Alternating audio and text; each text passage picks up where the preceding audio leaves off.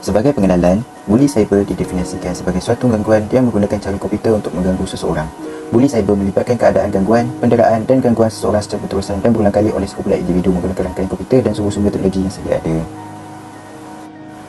Seperti yang ditunjukkan di dalam gambar, Malaysia berada pada tangga yang ke-6 global dan pada tangga kedua Asia di belakang India. Laporan menunjukkan bahawa 7% responden melaporkan bahawa mereka sering menjadi mangsa kepada cyberbullying, manakala 16% responden melaporkan mereka menjadi mangsa sekali-sekala atau cuma sekali sahaja. Statistik yang ditunjukkan pada tahun 2017 memberitahu bahawa pada bulan Mei seramai 119 orang telah menjadi mangsa kepada gangguan buli cyber ini.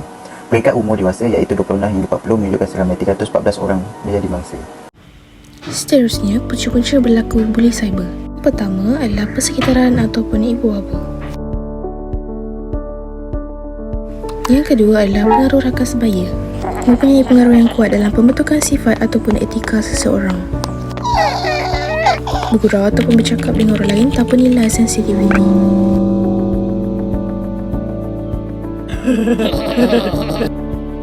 Dan yang ketiga adalah teknologi. Lebih gemar menghabiskan masa mereka dengan mengkritik orang lain dalam media sosial. Mengumpat dan menabur fitnah itu semakin mudah disebarkan.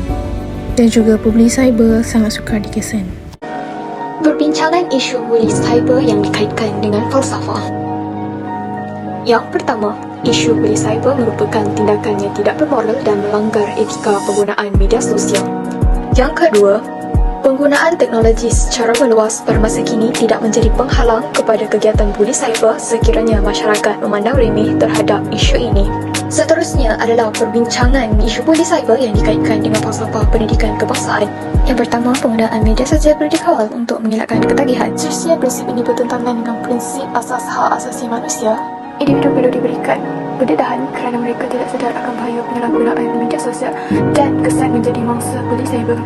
Mangsa menjadi kurang semangat dan boleh mempengaruhi emosi untuk mencederakan diri sendiri. Isu ini bercanggah dengan pencapaian matlamat pembangunan lestari 2030. Dan yang terakhir adalah perbincangan isu buli cyber yang dikaitkan dengan rukun negara. Individu melakukan perkara yang cegah agama dan mempunyai kekurangan dalam penghayatan terhadap nilai-nilai agama. Rakyat hendaklah mendengar nasihat pemimpin dan bertanggungjawab mengatasi kegiatan buli cyber. Penggunaan media sosial perlu digunakan sebaiknya dengan berasaskan Perlembagaan Malaysia bagi mencapai keharmonian negara. Isu buli cyber boleh tidak boleh di bawah undang-undang Malaysia dan boleh dikenakan denda di penjara atau kedua-duanya. Masyarakat hendaklah menghormati antara satu sama lain dan mengelakkan diri daripada menjadi mangsa buli cyber. Pandangan tokoh yang berkaitan dengan masalah cyberbully. Yang pertama daripada Tun Dr. Mahathir iaitu mantan Perdana Menteri yang keempat. Dalam hal ini, beliau telah menegaskan bahawa pengguna media sosial harus berwaspada dengan menggunakan kuasa-kuasa perkongsian agar tidak mengancam keselamatan orang lain terutamanya di media sosial. Yang kedua, daripada Imam Al-Bukhari iaitu Ahli Sunnah wal Jamaah. Beliau telah menegaskan supaya semua pengguna media sosial perlu dididik agar lebih matang dalam pertimbangan sesuatu tindakan yang diambil. Kesan buli cyber terhadap individu, keluarga, masyarakat dan negara. Kesan kepada individu yang pertama ialah buli cyber boleh menjatuhkan imej dan reputasi mangsa. Yang kedua, menyebabkan tekanan mental kepada mangsa dan lebih cenderung kepada kemurungan serta boleh membawa kepada bunuh diri. Kesan terhadap keluarga yang pertama ialah buli cyber boleh menjatuhkan maruah keluarga mangsa. Yang kedua, ahli keluarga akan dipandang rendah oleh orang lain dan yang ketiga, ianya boleh mengganggu emosi ahli keluarga yang lain.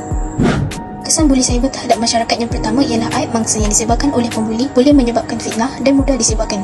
Seterusnya, ianya akan memberi pengaruh negatif kepada pengguna media sosial yang lain.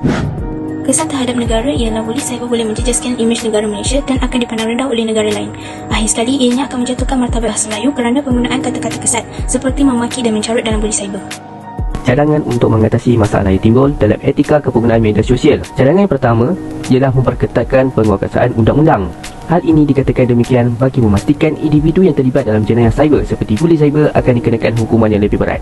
Yang kedua, meningkatkan keprihatinan dalam kalangan ibu bapa. Keprihatinan ibu bapa perlu ditingkatkan iaitu dengan sentiasa mengawasi pergaulan dan aktiviti anak di alam media cyber. Cadangan yang ketiga ialah media massa berperanan sebagai saluran maklumat. Media massa berperanan dalam menyebarkan maklumat yang berguna seperti etika penggunaan media sosial dan kesan daripada jenayah cyberbully. Bagi cadangan yang keempat ialah pihak sekolah mewujudkan program anti-bully cyber. program anti-buli cyber perlu mendedahkan kepada generasi muda berkaitan etika dalam penggunaan media sosial dan cara untuk mengatasi masalah apabila menjadi mangsa buli cyber.